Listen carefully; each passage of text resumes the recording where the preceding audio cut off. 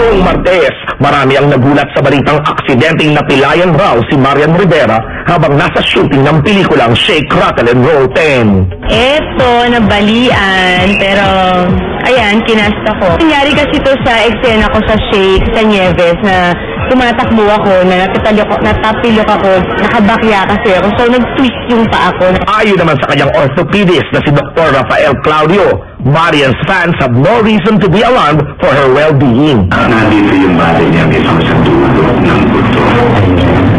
So hindi siya maliit na bali, pero dahil may mga nakakabit na ligamento, kung gagalaw-galaw niyang paa, very much hiwalay.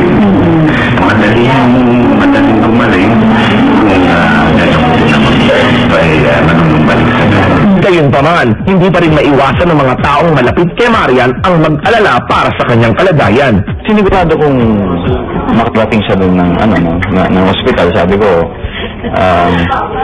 kinulit ko lang na kailangan natin ng shooting. Pacheck mo, hindi pwede hindi.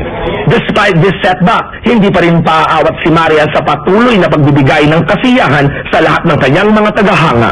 Sa akin nang kaya kong tiisin lahat pero yung ayoko lang sana maapektan talaga yung trabaho. Samantala, kagabi naman sa Nickelodeon's Kids' Choice Awards kung saan nanalo si Ding Dong bilang Best TV Movie Actor of the Year, kampante naman itong hindi makakaapekto ang aksidente ni Marian sa kanilang mga commitments tulad ng US show nila this December. Kakaibang show dahil she has a cast, so medyo maiiba ng konti mga gagawin namin doon. Nagiging exciting.